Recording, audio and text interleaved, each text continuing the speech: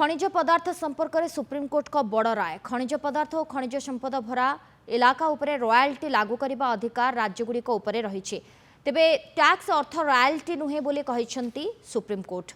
Supreme court को राय पर खनिज पदार्थ बहुल राज्य तथा ओडिशा जेमतिकी झारखंड, पश्चिमबंग, छत्तीसगढ़, मध्यप्रदेश और राजस्थान आदि राज्य विशेष उपकृत हेबे।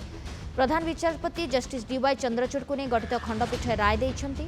9 जणिया खंडपीठंकर यह राय को 8 जन समर्थन करथिबा बेले जस्टिस बीवी नागरत्न नकारात्मक मंतव्य देथिले। जस्टिस नागरत्न कहिथिले जदि राज्यगुड़ी को खनिज पदार्थ उपरे कर लागू करिवार अधिक दिया जाए तेबे राजस्व आदाय क्षेत्र में राज्य राज्य मध्य अरुचिकर परिस्थिति सृष्टि हेब। जातीय बजार भी नकारात्मक परिस्थिति सृष्टि हेब जहाँकि संघीय व्यवस्थार परिपंथी।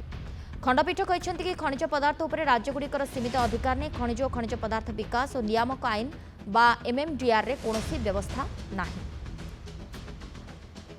और एक बहुत अच्छा जजमेंट आया है जो हमारे माइनिंग फील्ड को, जो हमारा खनन क्षेत्र है उसके लिए, और एट लार्ज हम ये कह सकते हैं कि पूरे ऑल ओवर इंडिया का जो माइनिंग सेक्टर है और जो स्टेट और सेंट्रल गवर्नमेंट्स हैं उनके बीच में जो एक काफ़ी लंबे समय से एक डिस्प्यूट चला आ रहा था, एक टेक्निकलिटी को लेके, एक विशेष पक्ष को लेके, उसका बहुत हद तक स्पष्ट रूप से समाधान हुआ है। उसमें माइंस और मिनरल लैंड यानी मिनरल बेयरिंग लैंड जिसमें खनिज है उस भूमि पर भी वो लैंड टैक्स भूमि कर लगा सकते हैं।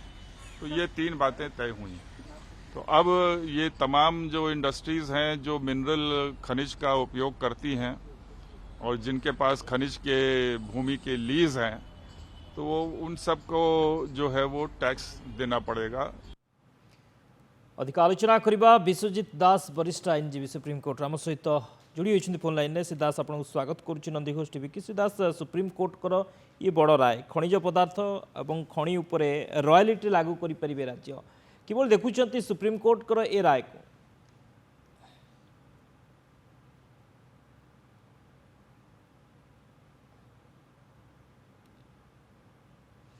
आम सहित जोड़ी हे विश्वजित दास आम सहित जोड़ी हे आम आलोचना करवा किंतु सुप्रीमकोर्टर ए बड़ राय जे खनिज पदार्थ और खनिज संपद भरा इलाका उपरे रॉयल्टी लागू करने अधिकार राज्यगुड़िक उपरे रही।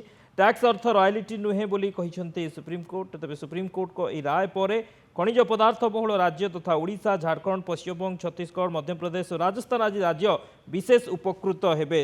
आम सहित पुणी थे जोड़ी होती विश्वजित दास वरिष्ठ आईनजीवी। सर, स्वागत करुच्ची नंदीघोष टीवी के। सर, ये राय को केम देखुं सुप्रीमकोर्टर? Data angle. गोटे एंगल होची this is giving an autonomy to the states, mineral bearing states like आमर स्टेट ओडिशा, जो अपन जो कहले झारखंड, जते मिनरल बियरिंग स्टेट अछि आमर देश रे, they are having the now they will have a revenue autonomy. कहिना अगुरु ए जो सीमेंट जजमेंट 7 जज कॉन्स्टिट्यूशन बेंच 1989 रो बड़ द्वारा आथरे अपन टैक्सेशन लगे पारु नथले, मतलब government the state government could not legislate a law to levy a tax on the land which contained the mineral bearing land. तेणु एथर ए judgement द्वारा सेटा गोटे गोटे additional revenue possibility all state governments पई हैला। तो जो थरे कि समान लेजिस्लेशन द्वारा एडिशनल टैक्स इंपोज करि परिबे on the mineral content and the mineral rights over that particular land. This is one angle, which is a very welcome possibility for all the state governments who are actually being constrained. But additionally, I'll also tell you the another angle.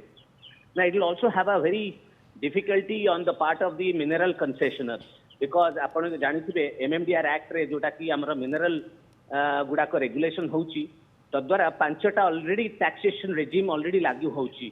One होची royalty, second होची dead rent, surface rent, थिंटा, then DMF, that is district mineral fund, the National Mineral Exploration Fund.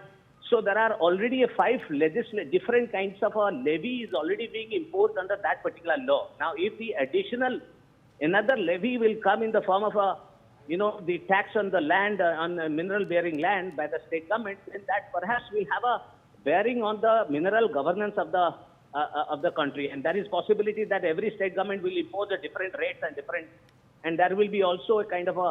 So there are 2 different angles, and yes, one day it is a kind of a federal structure. It is a revival of to some extent an autonomy of the federal structure. where the state will have the autonomy to decide on its own revenue possibilities from different sources, and land-bearing states, which were basically regulated by the central legislation, there was a long pending, grievances of every state government saying, for example, Apna Nija state, they were guided by the central legislation. In other words, that every, autonomy regarding the mineral governance was vested with that the central legislation, MMDR Act. But with this constitution judgment giving autonomy under entry 49, our state list, it will be one of the game changer when it comes to the state autonomy on the revenue aspect. And in particular, the GST, GST regime, the taxation supply and goods and services, सेटा मध्य गोटे central legislation द्वारा govern होता तो state government गोटे will feel like empowered yes that through this legislation they resuscitated their legislative competence to legislate tax on the land within their territory, whether it contains mineral or it doesn't contain mineral. But yes, additional revenue concepts, possibilities the state government could find out through this.